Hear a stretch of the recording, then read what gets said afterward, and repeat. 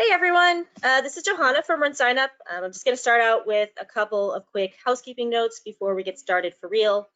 Thank you guys all for coming today. I think, like all of you, taking this virtual is something kind of new for us, but we wanted to make sure that we were able to do something to try to move things forward this summer. This morning session and all of the sessions that are in GoToWebinar, that's all of the sessions that have only one session at a time. You guys are all going to be muted throughout the session. If you have any questions, though, there is a question module right on your GoToWebinar panel. You can enter anything in there. We'll try to answer as many as we can throughout the session. We'll hold most of them to be asked out loud until the end of the session. And any of the ones today that we don't get to, we may also be able to ask on Thursday during Bob's Town Hall session. This is also being recorded, and we will share that at the end of the symposium. The remainder of the sessions today are going to be in Zoom, so there'll be a little bit more chatting and interaction in there. But for this one, it's just questions through the module. All right, Bob. Hey, thanks everybody for coming. Thanks, Johanna, for putting this together. Usually, Johanna herds cats to get a symposium together. This time she had to herd virtual cats, so it's unusual. So today, this agenda is going to take about an hour and a half for my presentation, and fortunately I've got some guest speakers that come along the way. We'll start off by talking about the new normal that we're all kind of trying to adjust to and get used to, and then we'll talk about GiveSignup. Then we will move on to all the fun new technology that we've been releasing and some of our plans. And then we'll wrap up with the Alan Jones Timer of the Year Award. It's an award that we started last year, and it goes to a timer who's had a significant impact on the running and racing community. And it's named in honor of Alan Jones, who's been a core contributor to technology that has advanced running over the years. And I'll talk more about that when we get to it. Before we get into the agenda, I think we have to make note of the death of George Floyd. And I think Cheryl and Eiffel kind of captured kind of what we've all experienced over the past several weeks. Their photographs are snapshots of the soul of this country. And the video that we all watched, I think had an impact on all of us, and it kind of woke us up and made us realize of the extent of the systemic racism that's in our society. And it's not an easy thing. It's not something that, any of us can solve, or, but it's something that, we put out a blog that was titled Listening and Learning. And it was really meant to be a set of resources that people could look to kind of learn more and listen and try to educate ourselves about it more. One of the things that I had the opportunity to talk to these folks last week. There's actually one of the challenges that's on the platform, and I'm really happy about, is called Million Miles for Justice. And the group that started this is the Walk, Jog, Run Club. And this is a club, just the regular type of running club that was started a number of years ago. And then about 3 or 4 years ago, they started up their first race. And it was the Selma to Montgomery Relay. It's 51 miles to kind of celebrate and bring awareness to what happened back in the 60s. And then they created, off of that, the Civil Rights Race Series. And then what they recently put out, and it's actually one of the most popular races and challenges that's on our site today, the Million Mile Challenge. And it's an audacious type of a goal to get everybody signed up and try to get 1 million miles collectively among all of us. Mary and Brainerd and Virgil were the folks that I talked to last week, and they made 2 points. One is that this is to recognize George Floyd, Ahmaud Arbery, Breonna Taylor, and Rayshard Brooks, And basically, it's the extent of it is to raise funds to help fight against injustices in our communities. So all of the profits from this are going to go to the NAACP, but they've assembled an impressive list of, a very diverse list too. Black Girls Run and National Civil Rights Museum and National Black Marathoners and so forth. That are supporting this this cause that they're behind, and I think it's something that all of us can support. And RunSignup, like I said, nobody can do much of anything, but it makes me feel good that our technology is being used for something that's positive in this time. So let's get on to coronavirus. So it's been just an amazing ride the past 17 weeks. We're putting out a weekly update on what we're seeing and what's happening, and so you can kind of keep track of things. But immediately when this thing broke, registration transaction volume fell by over 80%. So the bottom dropped out immediately. And it was amazing how rapidly it happened.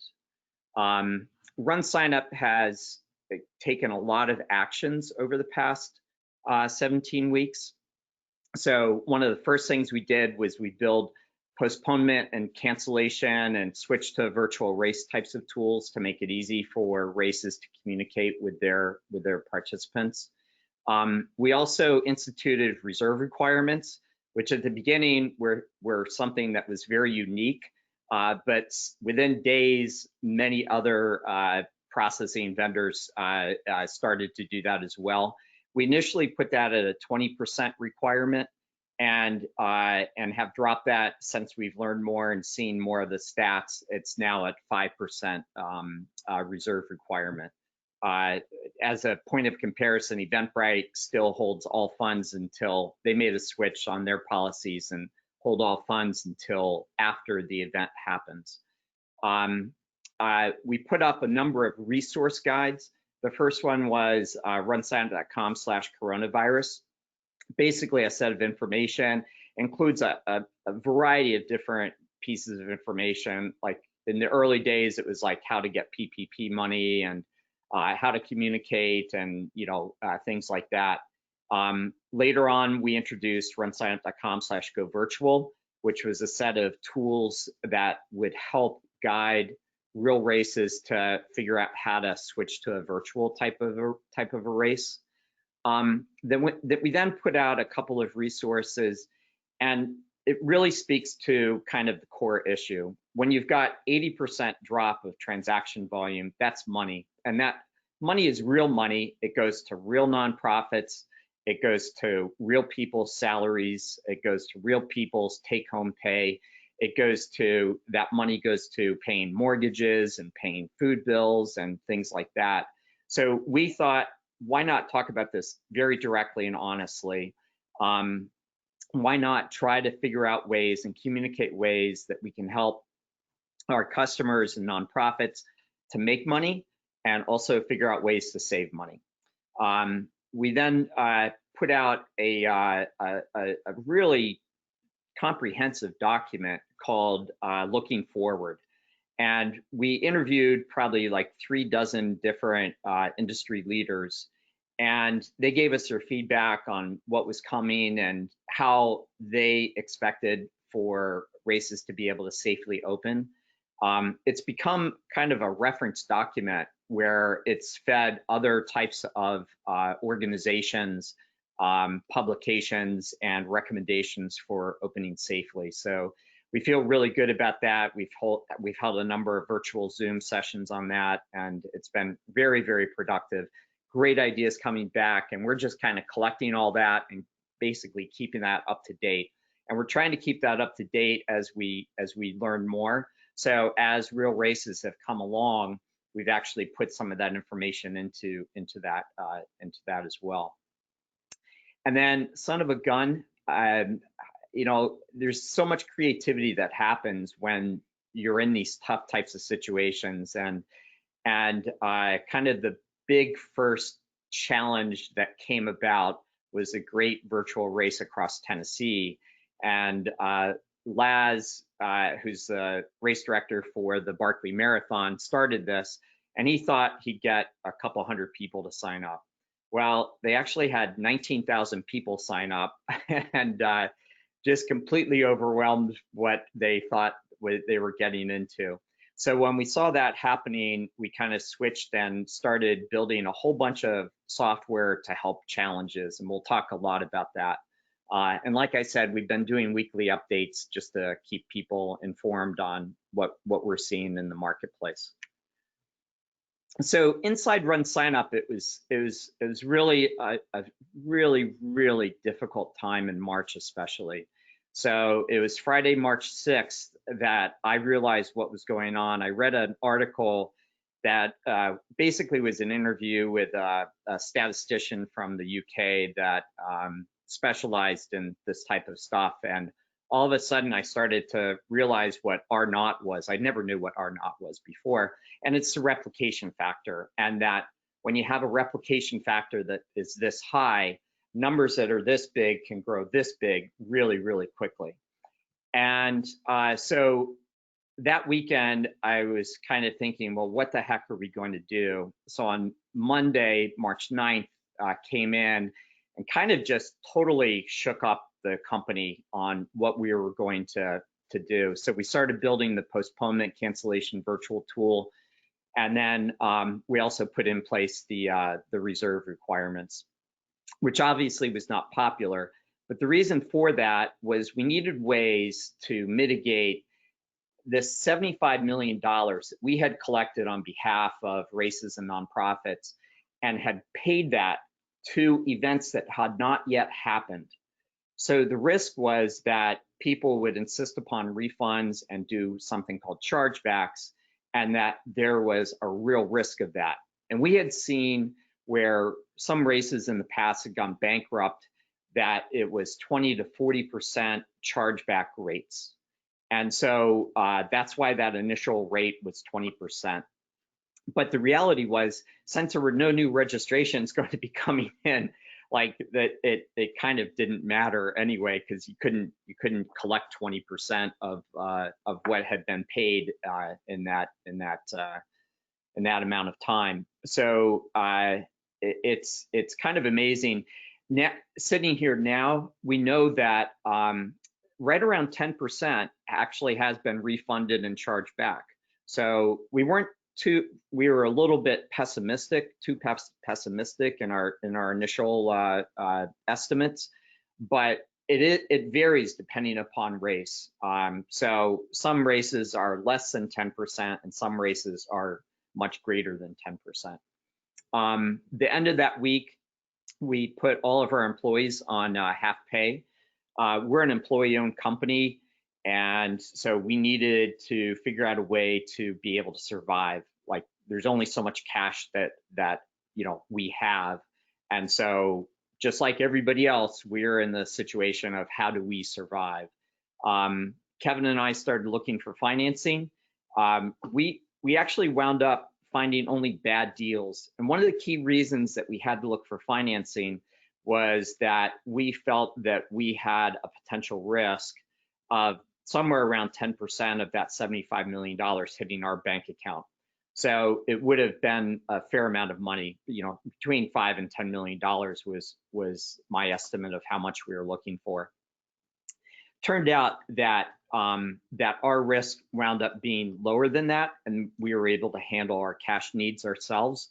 And it also turned out that the offers that we were getting for financing were not very good. Kind of similar.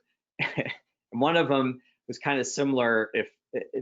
Well, it's probably a little bit worse than what Eventbrite wound up with. Eventbrite did a round of financing in May that they announced that they're paying like over 25% net interest rate on that loan of $100 million that they got.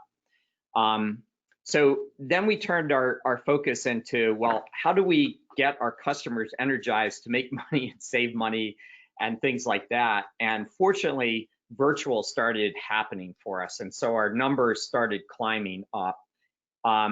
And then we got our Paycheck Protection Program loan on April 17th. So what we were able to do at that point in time is return our employees back to 100% full pay, and they're going to be at 100% full pay until early August timeframe. And then at that point in time, we're going to return to whatever percent of pay that allows us to break even. Currently, that's around 77%. So we'll adjust that every 2 weeks. And we hope that as September comes and more races kind of get started, we'll be able to get back our employees back to 100%. So we took the decision to keep all of our employees, which wound up to be a really smart decision, as I'll explain in a slide or two here. But basically we were saved by a combination of virtual races, challenges, and the Paycheck Protection Program. So what's happening now? So, these are a number of our observations, currently. So if you look at this chart over here to the right, this is a change in the volume of transactions, the actual dollar amount that was transacted last year versus this year. Actually, I did not update this slide.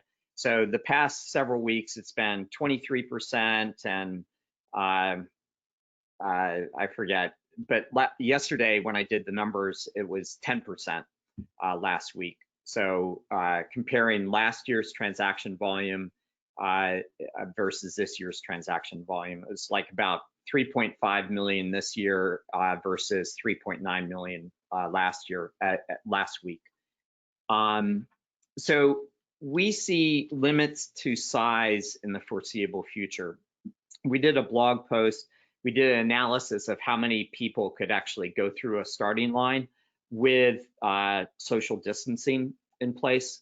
And it's somewhere between 500 and 1,000, depending on how wide your starting line is and things like that.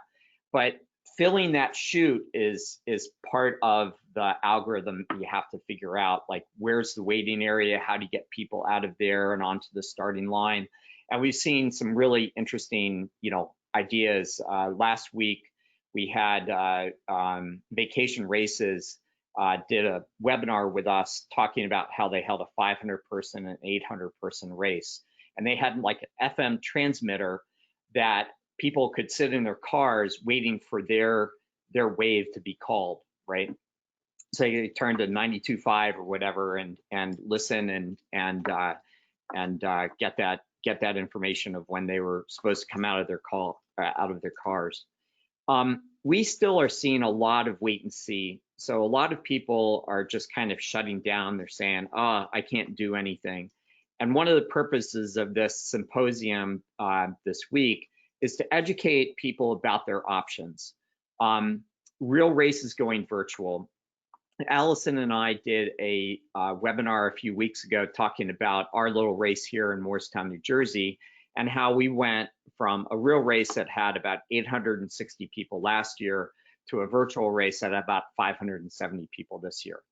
It wasn't as big, it wasn't as much fun, but it was something that we were able to engage the community in. And it did raise money for the Rotary, and it was a positive experience that I think everybody kind of enjoyed. And we made up funky T-shirts that you'll see during this. Virtual challenges have come along, and in my weekly update yesterday that I did, 11 of the top 20 events last week were actually challenges. So challenges are real. They are big. They are very social in terms of people, going out and taking part in those. And we are seeing real races starting. It's amazing how well people who are taking these early actions are actually implementing different safety rules and taking into account local regulations. So we see a lot of implementation of corrals. So, 25 people or 50 people every 10 minutes or half hour or something like that. So it stays within, limits, and it allows people that real race experience. And by spreading it out, it spreads it out across the entire, session. And so you can have that 500 to 1,000 people kind of taking off. Maybe you can do that over several hours. So, you can get to races that might be several thousand in size, but we don't see this year it coming into a situation where there's going to be where it's going to be better than that.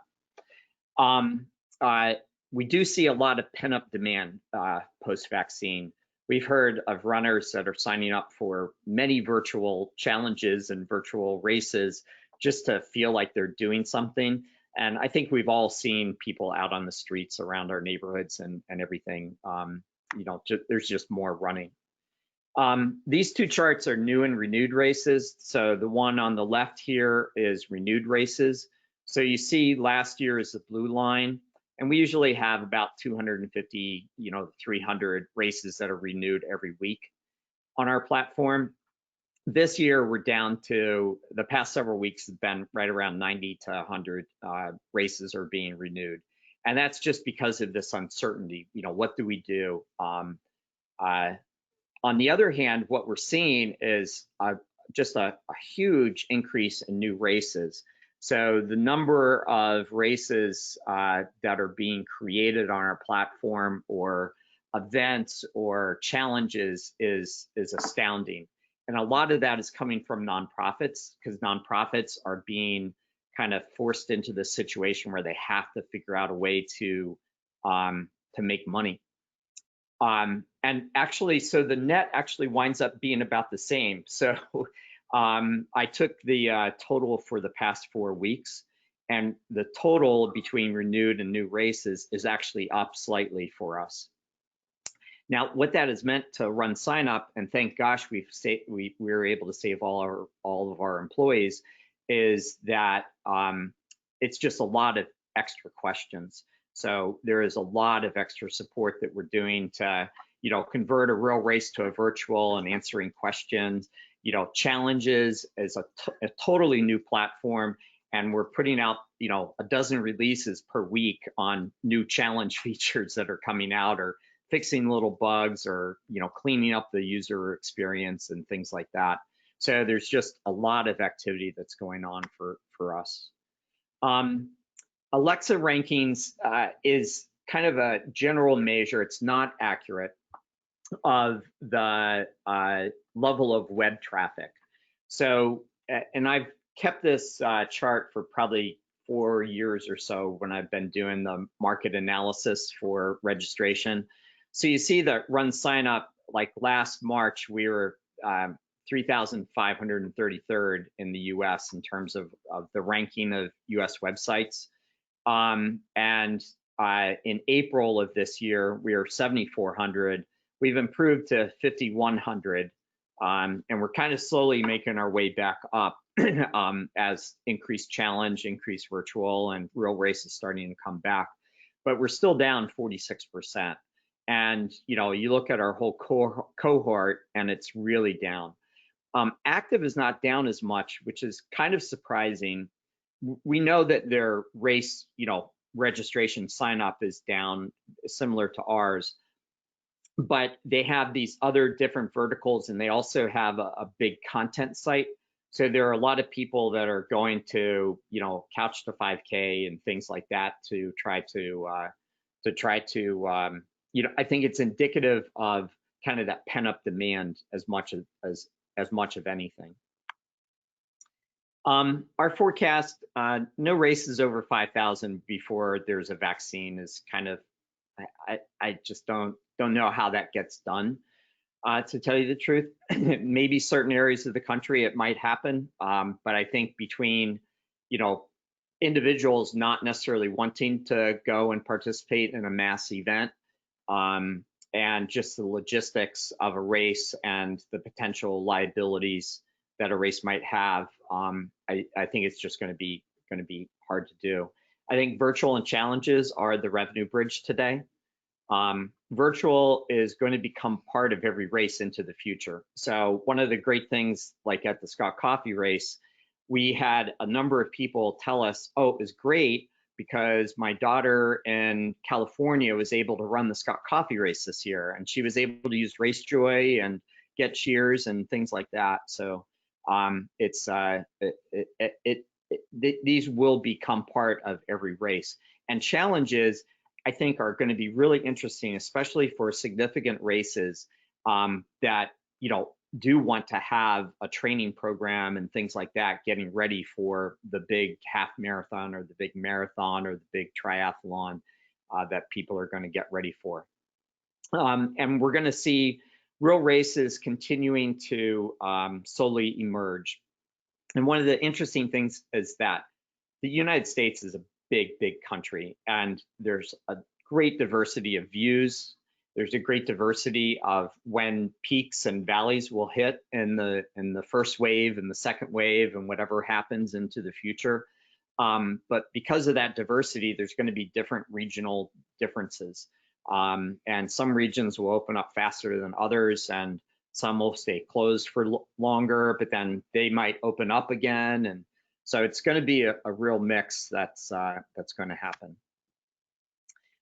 The other thing to start thinking about is turkey trot season. As everyone knows, that's kind of the biggest day of the year. I forget, like we had like 500,000 people or something like that sign up for turkey trots last year on our platform. It is time to start making a plan and having a plan B. And kind of the default one that I like the best, that I would recommend people think about, is having a sign up for two different things, a virtual and a real. So say your virtual is $25 and your real is $30, and have an auto fallback so that if there is a second wave and your turkey trot's not able to take place, you're not doing a full refund of the $30. You do a refund of the $5 back to just the virtual implementation. And that way you're keeping your customers happy. You give them a clear communication right up front, and I think it's very fair for both the organizer as well as a participant. We have lots more detailed recommendations. Brian's going to be doing a presentation on Wednesday about this topic. So let's return to our regularly scheduled program. If you've been to our symposiums before, you know I always talk about our guiding principles, and in a time like this, it's actually kind of good to keep these things in mind. So 3 circles here, the one on the left, work, learn, fun, team. This is kind of my personal view of why people get up in the morning. So people actually do want to work. They do want to learn. They do have a thirst for doing something, but they want to do that in a group setting so that they can share their experiences with other people, and they want that to be fun, right? So we want RunSignup, and for all of our employees who come to work or stay home and work, to kind of experience that every day. The second one is this efficiency thing. So it's really based on giving people real responsibility and trusting that they will do stuff well. I learned this from the CTO of Bluestone a number of years ago, and he said that there shouldn't really even be meetings. There should just be a clean API between everybody, where I trust, I'm going to hand something over to you, and I'm going to trust that you are going to do it well.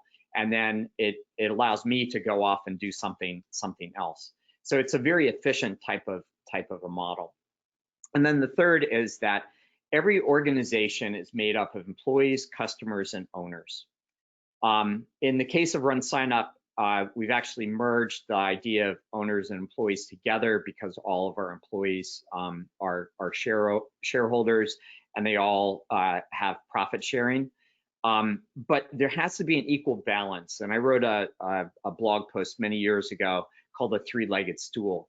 If you're trying to screw any one of those, like if you're trying to take advantage of employees by not paying them enough, you're not going to get great employees. If you're trying to overcharge customers, well, your business may not grow, or if you're not investing in new software to solve customer problems, then new customers aren't going to come. and then your owners aren't going to be happy. And then if the owners, don't get something out of it, it is a for-profit type of business. And so, so we do have to operate in that type of manner because we all do expect a return for our time and our money. So those are our guiding principles. And our strategy is pretty simple.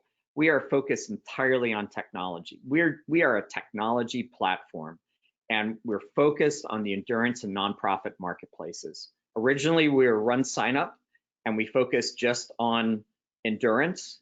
And what's happened is that we realized that about 95% of our customers are related to nonprofits in some way, shape, or form.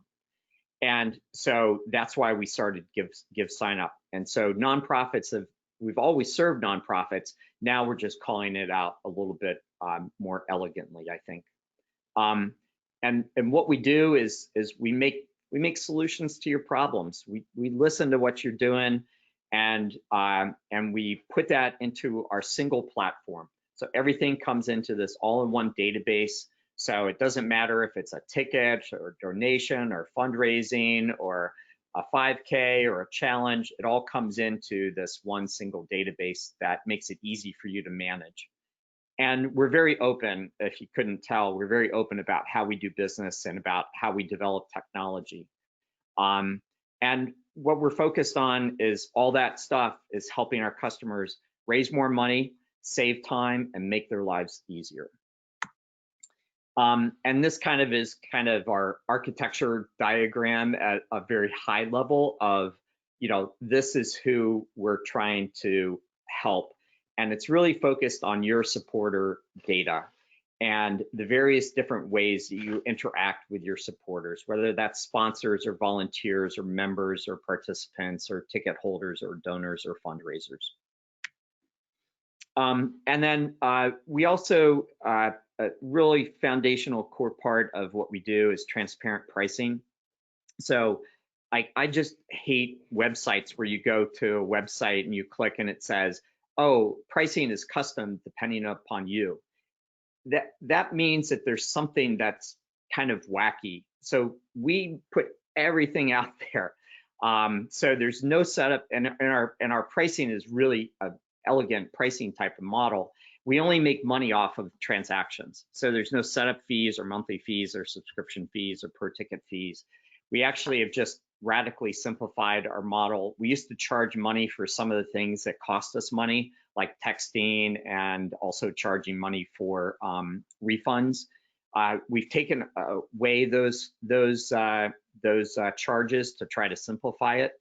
To offset that, on September 1st, we're going to be introducing new pricing that's meant to simplify things. It's going to go to a simple $1 per transaction plus 5.8%. That's for tickets and registrations.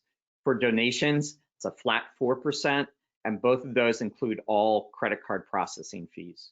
We're also going to be introducing a bring your own merchant account. So you don't necessarily need to process your money through the RunSignup payment facilitator model. You'll be able to bring your own, and that rate of 5.8% drops to 2.9%. So that's what we're doing on pricing. We put that out a while ago, and I think it's been received pretty well. What it does effectively is it lowers the price below $35, and it kind of raises the price a bit above $35. But we see a lot of events are kind of lowering their pricing. And as we move into the GiveSignup marketplace, we see a need to help nonprofits with these low price ticket events. And our pricing was simply too high at the low end. So it all balances out, but it is a change that's coming effective September 1st. So let me talk a little bit about GiveSignup and tell you what it is. So GiveSignup, first of all, it's our overall set of solutions for nonprofits. And it's a brand, right? So don't think of GiveSignup necessarily as a product. It's a brand that covers everything that we do. And we're putting a lot of effort into creating specific solutions for nonprofits. And Allison's going to talk about that in a little bit.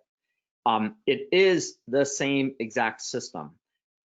You can take any URL that's on RunSignup and put givesignup.org instead of runsignup.com at the beginning, or vice versa. It works exactly the same way. So it's an all-in-one system. It's for run, walk, ride with donations and fundraising, which is our traditional run, sign up type of business, the thing that we've been doing for the past 10 years. It's the challenge and the virtual stuff, the stuff that's hot right now that a lot of people are using. It's nonprofit tickets. So this is what we introduced last year, and then we've got some major revisions going up this year. And then year-round donation websites and forms. And then Allison's going to talk about the introduction of fundraising campaigns that we're making available this week. This is the technical architecture. So everything is built upon that same scalable, reliable, secure infrastructure. And it uses a set of common services, for things like payments and things like that. And then, we've got the pink here in the middle is the traditional registration engine. It's what everybody knows as the traditional run sign up. And then the newer pieces are the ticket engine and the donation and fundraising websites. So that's the introduction to GiveSignup. I'm going to hand it over to Allison, and she's going to take it from here for a little while. So we are going to talk about what we're seeing with our nonprofit customers and what the GiveSignup team has been up to in 2020. So what we're seeing on our platform, Bob talked about this huge influx of new nonprofit events that we're getting set up on our platform every day. And I think there's two things that are happening that fall under just having the right product market fit for GiveSignup. So one is nonprofits are facing a huge loss of their event-driven peer-to-peer fundraising revenue. And to make the most of a bad situation, they're going virtual. And they're doing that by putting on a virtual run, walk, or ride, or they're converting a ticketed event to a virtual ticketed event. The other thing is that nonprofits still need to engage their supporters. And our virtual challenge solution lets them do that in a really natural and fun way. So those are the products that right now nonprofits are coming onto our platform to use. The two big drivers of nonprofits using the GiveSignup platform is nonprofits are facing a severe loss of revenue and they need to generate money now. So like I just said, they're using our virtual event platform with integrated donations and fundraising to do, replace or extend a canceled event with a virtual event. We've also seen a huge amount of nonprofits be really successful with free or very low cost virtual events. So sign up to do a virtual 5K and become a fundraiser. If you fundraise $100, you'll get a t-shirt. And then we're also seeing a lot of creative virtual challenges. The RunSignup platform also has a lot of unique and creative ways for nonprofits to raise more money during a difficult time. And the big one is, of course, our free Facebook fundraising integration. Your fundraisers can create a fundraising page when they sign up for a virtual event or virtual challenge and connect that to Facebook. And that's where the bulk of donations for those events are coming from, because people spend their time on Facebook. It's completely free to make those donations. We're also seeing more nonprofits start to use our donation forms and websites. And our exciting release today that we're going to talk about in a few minutes is our fundraising campaigns. And that's just another tool for nonprofits to raise money now. Nonprofits are also needing to save money. There's a ton of solutions that are often very expensive subscription-based software that nonprofits use. And there's good things to those, they can be very highly customizable, but the drawback is it's not as easy to make really sudden product shifts on a custom built solution. Unlike the RunSignup website, where we make one feature like the postponement cancellation feature or fundraising campaigns integrated with Facebook fundraising, and that's immediately available to all 22,000 events set up on our platform. Additionally, GiveSignup has a lot of other ways for nonprofits to save money with free websites, free email marketing, free analytics, free photos, free text messages. All of that can help nonprofits save money in certain areas. So maybe nonprofits want to stop paying for an expensive website, but they want to keep paying for their email. That's great. You can use GiveSignup for just your website. It's really easy to either integrate with our MailChimp integration to your email platform or just export your lists and use your own email platform. So our platform gives nonprofits a lot of different tools they can choose from to save money and cut costs where it makes sense for their organization. So the GiveSignup team is focused on solutions for nonprofits, and we do that through these 5 different features. There's the registration, the traditional RunSignup, so helping nonprofits set up their virtual events, runs, walks, rides, and in the future, their real runs, walk, rides again. We also have donation websites, forms, fundraising campaigns, lightweight ticketing events that are built for nonprofits. So this is a great solution and alternative for nonprofits who are currently using Eventbrite because it's built for nonprofits. It lets you grow your donations and raise money with your ticketed events. And then, of course, virtual events and virtual challenges. So what have we been up to in 2020? So first, on the registration side, we saw a big push to using a RunSignup and GiveSignup for charity bibs. CrowdRise became part of GoFundMe, and nonprofits weren't comfortable using a site that is typically associated with individual crowdfunding. And with GiveSignup, they're able to save money.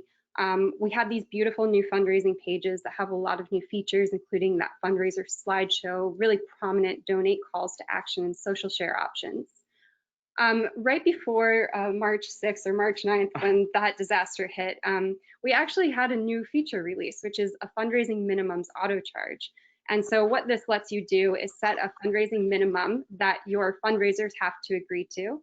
And then if they do not meet that minimum, you are able to charge the difference at a certain date. And the system's really flexible. You can exclude people who are on teams that met a team fundraising goal very easily, or exclude certain individuals. But it's kind of that last little piece to having a perfectly, built for charity bid fundraising. We also did a lot of big UX updates to the dashboard to make it really easy for nonprofits who are new to the platform to set up their donations and fundraising. On the ticketing side, we introduced a new simple ticket wizard this week. Before, there was a lot of functionality and power, but it was all built into the wizard. So we took all that out, put it into the dashboard, and now when you go and create your ticket event, it's really simple. You're just creating simple tickets with pricing and dates of when people can buy them. The other really cool feature we introduced to tickets this year are donation discounts. And this is one of the reasons why we say our solution is purpose-built for nonprofits. What donation discounts allow you to do is say, okay, if you make a donation of $10, you'll get a $5 discount on your ticket purchase. And that's a win-win for you and for your attendees, because you're going to raise more money and your attendees are going to get that tax-deductible donation. So everyone's happy at the end of the day. Virtual events and challenges are what most of our nonprofit customers are coming to us right now for. Some of the cool things about this that we introduced right off the bat was a link to the fundraising page from your results page. So if fundraising is enabled for your challenge event, you have an easy link to click to that fundraising page, and it kind of shows the power of that all-in-one platform where you have your donations and fundraising integrated in the same database as your results. When we first introduced challenges, even before it existed, American Cancer Society was our beta tester for how virtual challenges would work for nonprofits, which is a very cool thing to say. And working with them, they introduced this concept of a collective goal for all of the challenge participants. And so we came up with this really cool feature where you can total up the total number of activities that your challenge participants are doing and feature them on a dynamic goal meter that shows on your cover page. So working with them to develop that has been really powerful because I've seen other nonprofits use that. So the 1 Million Miles for Justice is using this total goal component. I've seen running clubs that are, doing a set total goal mileage for their running club over the summer use this feature.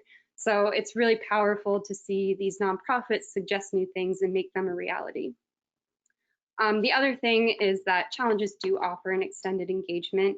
You can talk about your mission and engage people throughout the entire challenge event, and you can do that through free text messaging that's driven by the results engine, as well as email. And finally, we're super excited to announce standalone fundraising campaigns. So these are standalone fundraising campaigns that are not attached to your RunSignup, Run, Walk, Ride. They are through a donation website and they are standalone. So you can create a campaign for birthday campaigns and people can create a fundraising page. Our fundraising campaigns are free to use.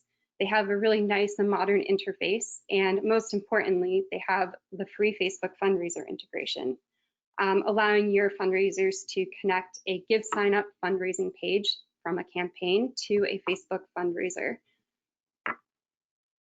And just to reiterate, our most important and popular feature for nonprofits right now is the free Facebook Fundraiser API integration. The things that make it unique compared to other platforms is it's free. We don't charge nonprofits any money to enable this. It's also available to Run, Walk, Rides. It's available to charity partners. And now it's available to standalone fundraising campaigns. And the other cool feature that we've just introduced is there's an automatic setup. That means you can go into your dashboard for your Run, Walk, Ride or your standalone fundraising campaign and automatically get started with Facebook fundraising just by entering your Facebook URL. Previously, there was a manual whitelisting process, and the Facebook Fundraiser API team has really made this even more efficient, cutting out all human interaction, which is a huge plus if you're a Bickle, and making it very easy and fast for nonprofits to get set up. And so with that, I'm going to pass the screen over to Kendra Sinclair from Facebook to talk a little bit more about what the Facebook Fundraiser integration is doing for nonprofits. Thank you so much, Allison. That was a wonderful segue into the Facebook slides that I'm going to be presenting. Not as smooth of a segue, perhaps, as Allison rolling into screen after Bob speaking in terms of getting this slide up and running. But here we are. You can do it, Kendra. I know you can. Okay, can we see the slides? Yes, we can. Awesome. And I'm Kendra from Facebook, and I have a few slides to represent what you can use Facebook for to help bolster that revenue bridge that Bob spoke about. So we're really excited, of course, that the Fundraiser API integration is live with RunSignup, and I'm going to use a few minutes to talk about how you can use Facebook as a stream for additional revenue during this time. In order to nurture new and existing supporters on Facebook and get the word out, you want to think about different ways to engage them. So I'm going to walk through a bit of a rapid fire list of free products that you can use to raise awareness and build community. And I'm going to share a link with you after my presentation that you can refer to afterwards on your own time that features best practices and case studies and all of our tips and tricks. So events is obviously the buzzword during today's webinar. We have a standalone Facebook events product. Events help you activate your community of supporters because they're timely, they're easy to set up, and they offer up very relevant prompts and reminders. Here are some best practices for your events. First is to communicate event updates and information in the discussion section and then quickly respond to questions about your event. Set expectations for participants by letting them know if you intend to reschedule or cancel an event or if you're pivoting to a virtual experience instead. To help with setup, you can schedule events that occur on multiple dates so people will be able to visit and view all occurrences and select the time they'd like to attend. I don't know about you guys on the webinar, but I feel like I'm joining a group every other day right now. It helps with the entertainment, accountability, whether you're joining a fitness group or a local neighborhood related group. Groups can help you grow your online community of supporters. You can use groups to create a safe place for people to discuss your cause, and then you can use it as a way to get further insight about what your supporters are passionate about and how they want to help. To get started with the group, I recommend sending a bulk invite, which you can use for up to 1,000 contacts to help you grow your community right off the bat. I know it can be disheartening to start from zero, but this bulk import option helps you get the ball rolling with people joining. And as people join, you want to welcome them, ask questions, start conversations. Some of the groups that I join offer up a roll call where an admin will tag all the new members and ask them to share something about themselves.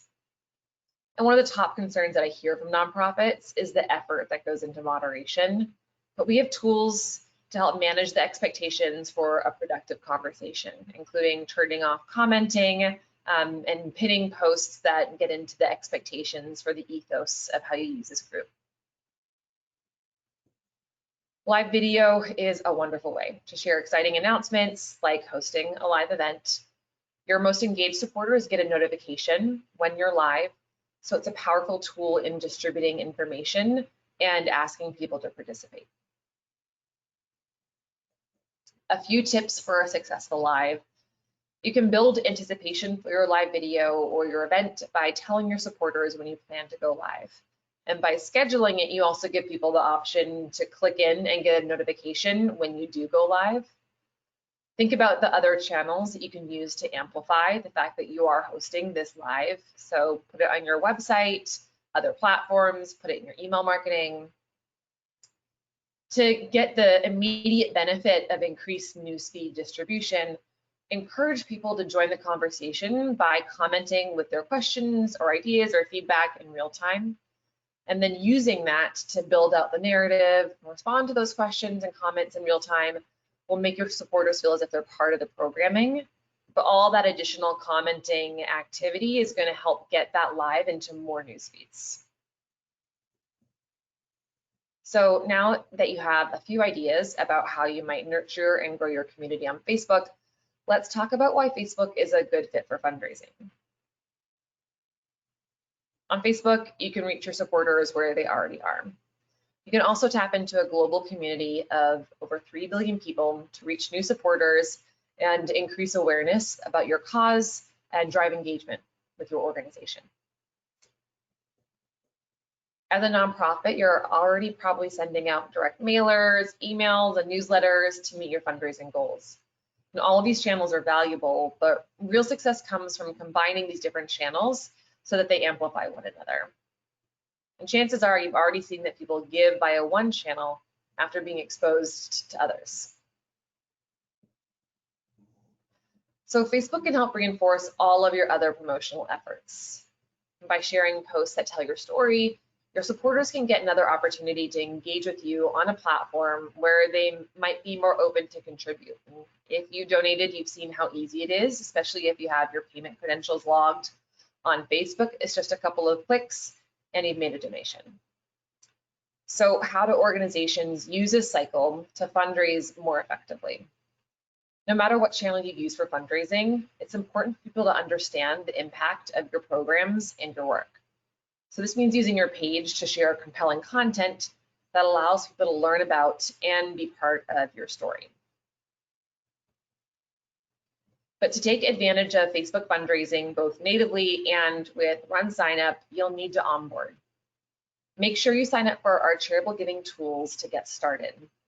You will go to facebook.com/donate/signup to start the onboarding process. And you may have heard, and I think that Allison mentioned, Facebook does not charge fees, and you'll receive payment from Facebook every 15 days. Our onboarding process, however, is quite comprehensive. It is definitely the area that I get the most feedback about when I do these types of webinars and conversations. It's a lot of upfront work. So please know that the application time can last a bit, and I would just plan accordingly. There oftentimes is back and forth, and you don't have all of the right documentation up front to manage through the onboarding process. So I just want to make sure that if you think you're going to be using Facebook fundraising, I would start the process now because there potentially could be some back and forth. We want to make sure that you get up and running as quickly as you can to take advantage of some of these tools. And I know that that was a rapid fire. There was a lot of additional great content that Bob and Allison, our team are gonna run through. So I did wanna share our resource link. This one actually is specifically geared towards how a nonprofit can manage through the pandemic.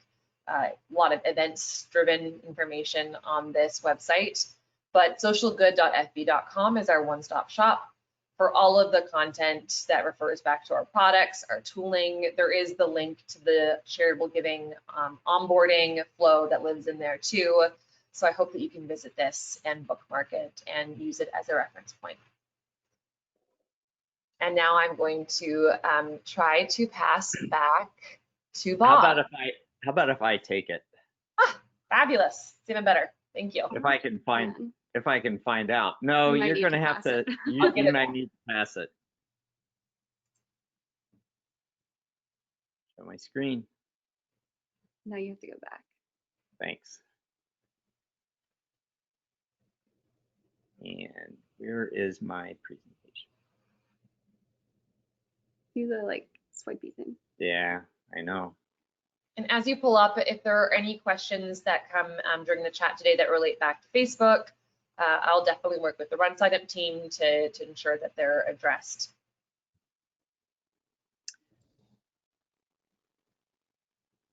Well, this is embarrassing, isn't it? We're just a technology company. Yeah, You guys have been flawless. This is great. I know, up until now.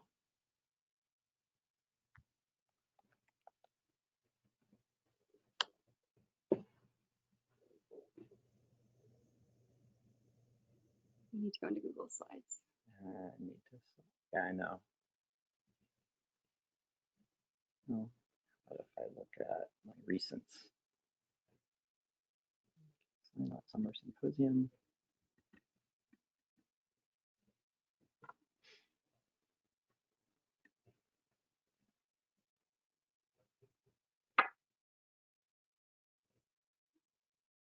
I'm smooth. I'm a professional. There you go. Yeah, I'm getting there. Go down to slide 32. Yeah. I'm going to sign off. Thank you for having me. Hey, Thanks Kendra, for thanks joining so us. much for joining us, and thanks for all you do at Facebook. It's great. Well, we're so All right. excited. We make it so easy for your clients. So thank you. So here we go. Let's try to present. Actually, I'm going to leave it like this.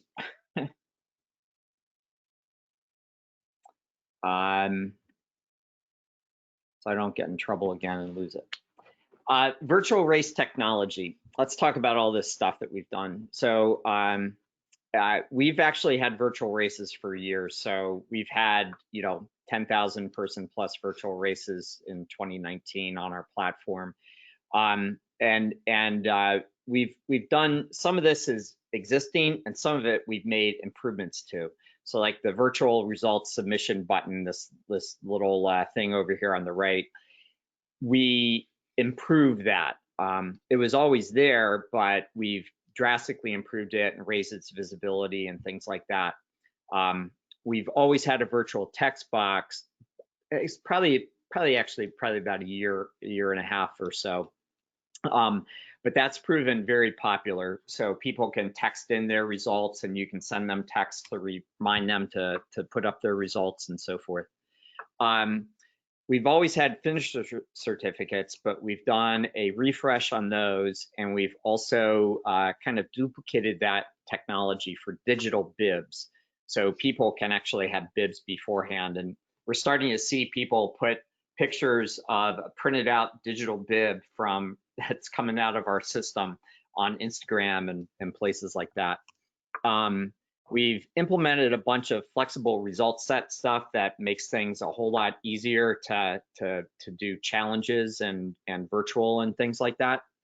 And then RaceJoy has been an increasingly popular product for us over the years, but it's never gotten the kind of wide distribution that it's getting right now. I feel so lucky that the RaceJoy team is a part of RunSignup these days, because it just adds so much to the experience. And we've done a whole bunch of software additions to RaceJoy to respond here. So instead of having it being on a single day, you can leave a course open for a week. You can redo your race. So if I don't like my 5K time that I just did, I can redo it tomorrow.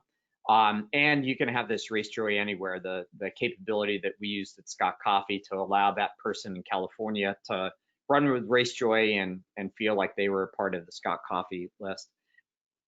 And we've implemented playlists, so you can have nice playlists and a custom section on your website, and it displays the whole playlist either from Apple or Spotify. It's nice and cool. RaceJoy, I love this graphic. It was actually used by one of the first races that went virtual, the Ann Arbor Marathon, and it's neat. You know, like this visual says it all. You got solo marathoners out there practicing solo distancing. And it just makes the connection between virtual and real much more tangible. So people are running the real course. They've got a little phone tracker that's giving them progress alerts. Their friends can send a cheer and things like that. When you finish, the results actually automatically get posted up. And it gives more of an official race day type of an experience. Another tool that has become like extra popular now is referral rewards. And if you look at some of these numbers, they're just kind of breathtaking in nature. So you're looking at an overall 18% for virtual and challenge events that turn on referral rewards. That's 18%, but ones that really promote it and really drive it and remind their customers and send follow-up emails are getting 20, 29, 30, 49%. Here's an event that has 2,900 people and 49% of them are coming from virtual. Just astounding numbers. Photos 2.0. I'm so excited about this one. We actually did the migration this past weekend. We moved 4 million photos from our old database system to the new system. And all 5,000 events that those 4 million photos were for, nothing changed for them, which is good. We didn't screw anything up. But what this does, it allows us to go and build a bunch of new features on top of it. The first feature that's coming is this concept of a participant album. So if I'm a participant, what I'm going to be able to do, hopefully later this week, if Ryan's on top of it, is upload photos for my virtual event or for my challenge event. So where I have, like if I'm on a challenge and I see a log activities, there's going to be an upload photos. And those photos will be associated with me in the database, and they'll show on my challenge page and on my results page, and we'll start to put them in lots of other places. For real races, as they start to return and have real photographers for them, I'll be able to pick the photos that I want out of that collection and create my own collection. And that way I'll be able to save, you know, my memories from the Scott Coffee 2020 race. So I'll be able to take pictures of not only me, but I'll be able to, you know, save a picture of my favorites, Steven and Kevin, and put them into my little collection, which will be really nice. Bunch of other stuff. It's not in this list, but we're going to switch our bib tagging technology, which will hopefully improve the performance of that. We're going to introduce a photo API, and that will allow these other software vendors to have, there's a couple of software vendors that you can put up a camera or an iPhone at a finish line, automatically take pictures of them, and it will automatically feed up based upon the results of those people coming across the map. There'll be a better album and photo reorganization, better notification, email, and we're going to bring this technology over to nonprofit ticket events as well. And it's still free. Challenge platform has been super fun for us to build. It's like this whole new set of features and everything and it's this crush of ideas that's coming into us. You would not believe how many people are making suggestions on how we can improve the platform. And we're moving as quick as we can to get features out. The basic idea is that we allow people to enter in their distance, their elevation, and their time. But the activity could be more generic than that. It could be number of push-ups. It could be number of popsicles eaten. It really could be anything. And what happens is that the individuals, in this case, my lovely wife, Marlise, she's running the length of the Garden State Parkway in New Jersey. Walking. While she's walking, but she is walking and running. She was very proud yesterday. She came in at 14-minute average pace. But you see here, it kind of has her totals. It has this little progress meter. There's this little digital certificate. It keeps track of her daily logs. She can go in and edit them. She can add them. It has this nice little map tracker. She can zoom in on that. It's full Google Maps, so you have a satellite view, so you can see what restaurant you're near, and you can pretend that you're stopping in for a bite to eat if it was open. Challenges. So we now support multiple activities. The activities can pretty much be anything. Anything that has a number and or a time, and you can have any combination of those.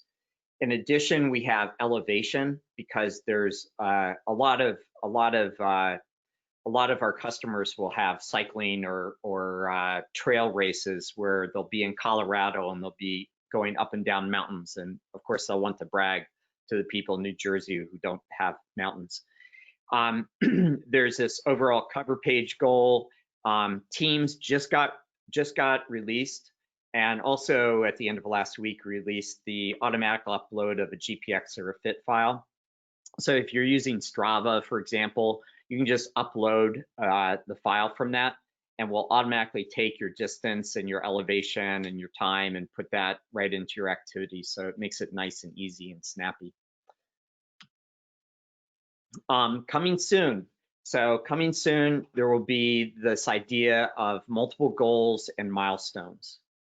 So the idea is that I might be trying to go across the state of Tennessee, but I might have stops in Memphis and Nashville and Lexington and other places. So what you want to do is you want to motivate your participants by, when they get to these milestones, maybe sending them a notification of congratulations. And it might be a certificate, or it might be like this postcard image that we're going to implement. So we'll implement a couple of these standard types of images. You'll be able to put in your own, just like on the finisher certificate and the digital bibs. And you'll be able to customize this. So like, here's an example: welcome to Memphis, Tennessee. And it will include all of your kind of real-time activity levels that are over on this side. So that'll be pretty cool. There's also this idea of, instead of a Google map, why not put down an image, and basically as a race director, you would trace it. I call it a Candyland map. And so you could utilize it for it would make it more gamified. And so you could progress through running across the state of Tennessee, and you could get different types of maps or images that kind of go along the way with you. There's an unending amount of really fun and cool stuff that we can do here. We're going to be implementing an API so other people can integrate with that. And like I said, participant photo uploads. Shipping. So we're about to put a bunch of effort into shipping software, because with virtual races, people need to do a lot of shipping. So we need to make that software better. So we already introduced bib label printing, which is kind of a hacky way of printing out labels. What we are going to be doing over the coming weeks is adding international address validation. Right now, the software only does US addresses. We're also going to add country and state exclusion and country state additional cost. So this is what's up on one of our test servers right now, is you can say, okay, if it's going to Alaska, I'm going to charge $9.99 instead of making it free shipping. Or if I'm going to go to another country, I'm just going to exclude other countries. Or I can go into each country and say, well, Turkey is excluded, but England is going to cost $35 to ship to. And then hopefully this comes out over the course of the next, say, 3 or 4 weeks. And then later on this summer, we're going to be doing some shipping software type of integration, either with stamps.com or ShipStation or some product like that. Corrals 2.0, this release is probably about a week or 2 away. This is actually, again, what's up on the test servers. It doesn't really change the functionality that much, but because so many people are going to be using Corrals, we really wanted to improve the user experience and make it a lot easier and cleaner to use and set up, because people are going to be doing these wave starts much more frequently now to keep the social distancing. So this is coming real soon. And then race day scoring and the race director have implemented this concept of flexible timing, which allows for anybody to kind of start at any point in time. And what's really nice about race day scoring is that it has all this automation in terms of data syncing. And so Raul Najira down in Texas, actually Eric gave him a call the other day because he had heard he was using this.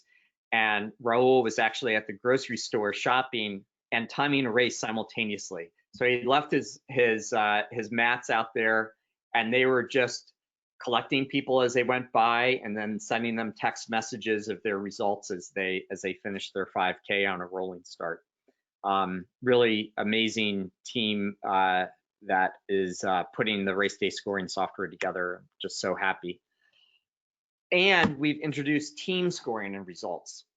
This is a sample page from cross-country results. So if you're a cross-country nerd like me that thinks cross-country is the best sport ever invented, you are going to love this. It's super clean. It's integrated currently with Race Director, and it will be integrated with race day scoring in a couple of weeks' time. And this should allow timers that use our software to just use the software as they use it today, and then they'll get these beautiful results that will automatically display. And it has a ton of features like auto syncing, so like every 30 seconds it will refresh the page. So if I'm at a meet, I'll be able to see Whitehall ahead of Fremont, and then Fremont edging ahead of Whitehall, and so forth. That's the new stuff that we're working on, but boring stuff is actually really important to keep track of, and we haven't forgotten any of that. So first off, transactions, chargebacks, refunds. So we continue to do that. So, and you can see the numbers on the right-hand side here. We're processing in 2020, $3 to $4 million a week of our customers' money. So that's like our #1 job, to make sure that that money flows and works well. We are also processing chargebacks and refunds. Like I said earlier, we've processed over $7 million of chargebacks and refunds over the past couple of months. Sales tax is still important, even though we're in a pandemic, and probably especially since we're going to be recovering from a pandemic. States are going to be hungry for their sales tax. So you got to make sure that you pay sales tax appropriately, and we continue to do that. We're growing the number of new races. We're growing the number of releases. The team is just executing amazingly well. So our productivity has actually increased as a result of this whole thing. And we continue to focus on, kind of the important things. Oh, thank you, Johanna. Like accessibility and spelling errors. We continue to do monthly server updates, so that's really important because there are still bad people out there that are trying to hack systems. And so making sure that we have the latest software and the latest security patches is an important part of things. And, knock on wood, we have continued our 100% uptime. Last time that we experienced any downtime for our customers was 2015. So I'm feeling pretty good about all that we were able to kind of pay attention to, which was planned, to the basics. What was planned? The downtime in 2015. The 2015 downtime was Yeah. planned, and it was only 8 minutes, but it It's was important to downtime. clarify that. But it was downtime. All right, we are moving towards the finish line here, and we're going to ask Alan and Todd to join us. So the Alan Jones Award. So timers are like the really, I feel like they're the foundation of our entire community. Like things don't happen without timers being there to observe and record the fact that they actually happen. So Alan Jones has actually been around since the beginning. It turns out that I grew up across the river from Alan in Vestal, New York, and he lived in Endicott, New York, Endwell, New York. And when I was in high school, I went to watch the cross country state meet in 1973. And little did I know, I didn't know Alan at the time, but Alan in the back was actually scoring the race on an IBM mainframe computer. Alan worked at IBM, and he was scoring the race on an IBM computer in 1973. He later developed RunScore as a PC application, and it probably scores about a third of the people that cross the finish line still in the United States. RunScore is one of the things that makes our industry move. Another thing that he did is the Jones counter. So he invented this, and this is the tool that is used to measure every USATF certified course, and it's also been used to certify every marathon except for the Russian Olympics and every Olympic marathon. And as a side project, so Alan, his job, he was a PhD in wave theory, and so he worked on red blood cell analysis machines at IBM. As a side, he actually taught my father APL back at IBM because my father was an IBMer as well. When he retired, he got into seismology, and he actually has a couple of exhibits at the Smithsonian. If there's a major earthquake and you see something in Japan, like it's his software that you're seeing on CBS News and things like that. Alan has been kind of like a mentor to me, and I really look up to him as the type of person that, you know, has really contributed to the endurance community, and I respect him so much, and pretty much all timers respect him. So that's why we kind of named the award after him. And I think Alan's on video there. Look at him. Hi, Alan. It's good to see you. Good to see you, Bob, even though we're 3,000 miles apart. I know. I'm in Moorestown, New Jersey, and you're out in California. Southern California. Yeah. So last year, Mark Roy won the award. This year, the award is going to Todd Henderlong, who is the other handsome man that you see. When we came up with nominations here, this was Alan's direct email to me. That's a great nomination. He deserves a lot of recognition for being one of the first to pull this off. I really appreciate someone who runs into roadblocks over and over, but keeps plugging ahead until he accomplishes his goal. He didn't wait around to see how others were handling racing with social distancing. He set out to do it, and he did it.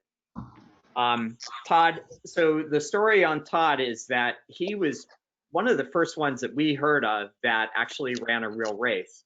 And so Allison actually interviewed him and wrote a blog about it. And it's actually the most popular blog that has ever appeared on the RunSignup blog. Yeah, thank you, Todd, for helping me beat my dad. Yeah.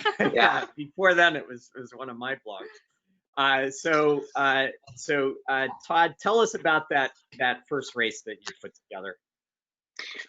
Well, yeah, but I just want to say first, thank you so much. I'm honored and truly humbled to be mentioned in the same company as Alan Jones and Mark, who received this last year. It's truly an honor, and I do appreciate it. And when the pandemic first hit, and it became really apparent very quickly that running as we knew it was not going to happen for the foreseeable future, we put together an idea of how we could hold an in-person event and adhere to social distancing and keep people safe. And once we had that, we went shopping for somewhere to hold this event, and received a lot of no's, a few maybe in 6 months, and a few people that had a little interest, but then that waned in a couple days as they started coming to pressure. So we finally were able to work out a deal with our local parks department to use the facility, got the necessary approvals we needed, and moved forward, started promoting the event. And about 10 days before the event, I got a phone call from somebody at the park saying park board member, somebody of authority was getting nervous and asked if we could postpone the event for a month or two. And I politely explained to him that just wasn't going to be a possibility and that we needed to find a way to get this through. And we did. And I hung up the phone and launched into a expletive fueled rage that was becoming very, very common occurrence in my home at that time. And my wife came over and took my hand and she looked at me and she said, "Why are you so upset? Why is this bothering you so much?" And I simply looked at her and I said, "Somebody has to do this." I said, "Running is an essential business." I truly believe that. Millions of Americans use it as a recreational outlet. A lot of them use it to not only stay physically but mentally fit, and it's a great way for people to relieve stress. And these are all things that, much like toilet paper at the time, were in short supply.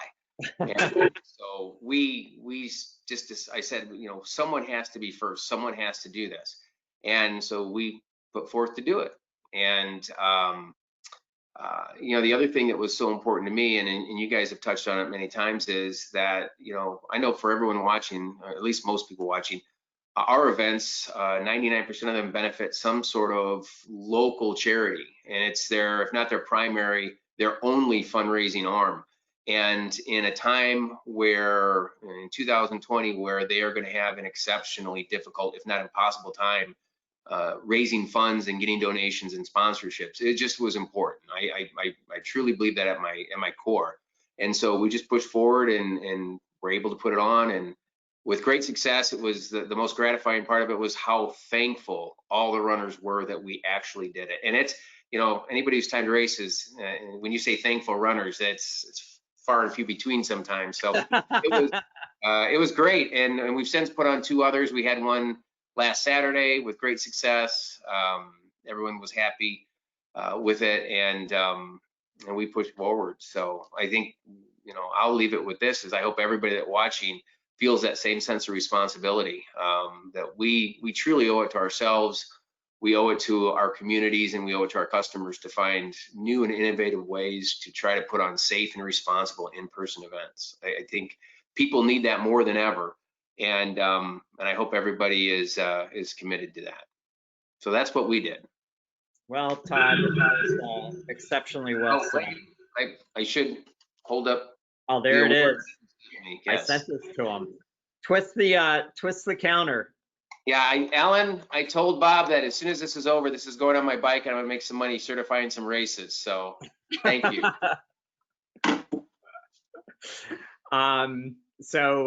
Yeah, that was extraordinarily well said, Todd. And I feel very connected with you in terms of your ambitions. Like, our role in this piece is just providing technology for people like yourself and the others that are on the call. And hopefully we're providing some technology and some motivation for people to kind of break through those barriers, to kind of go through those emotions of frustration when they run into roadblocks, but find ways to remove those roadblocks. So thank you very much. Well, thank you. And I do tell all of our customers that, the majority of them use RunSignup, but whenever asked, I tell them, you guys have a great platform. You're constantly improving. But first and foremost, you as a group decide to do things because they're the right thing to do. It's going to be a better experience for the user. And I think your last concern is, okay, and then how do we monetize this? And everybody has to make money. I know with my wife and I's businesses, we feel the same thing, that we want to provide good services, promote the sport of running, and promote physical activity for people. And after we do all that, then we figure out how we can monetize it. So yeah, I appreciate you saying that, because I do feel a very kindred spirit with RunSignup, and that's why I'm such a huge supporter of y'all. Yeah, thanks. Well, that wraps up our first session of the symposium. There's a whole bunch more. Hopefully you got an email. If you didn't, you have to log into the RunSignup Symposium, virtual symposium website, and you'll get instructions on there for the different Zoom URLs that you'll click on to join the sessions this afternoon. And then tomorrow we'll do the whole thing over again, and we'll have 4 fun days. The thing I do want to call out in particular while everybody's here is that on Thursday morning, there will be a virtual race. And then after that virtual race, we're actually going to be talking about how that was set up, what happened. We'll be showing some of the tools that are used to make all of that happen. So Set your alarms. Set your alarms on the West Coast, Alan. It's you have to have completed, I think, by 11 o'clock East Coast time. East Coast time. Yeah, so you're gonna have to get out early, Alan. Yeah. All right. Well, thank you all. And Johanna, do you have any last minute comments or housekeeping to take care of? Yeah, if just any other questions that were asked today, we have a whole hour of questions with Bob on Thursday, so I have saved those to ask him then. And the website that he's talking about, if you just go to runsignup.com/virtual symposium, you can find links of the day there. If you did not see your email today with all of your links, everything is there for you for the rest of the afternoon. Great. All right. Thank you, Bob. Thanks, Todd. Thanks, Thank Alice. you. See y'all.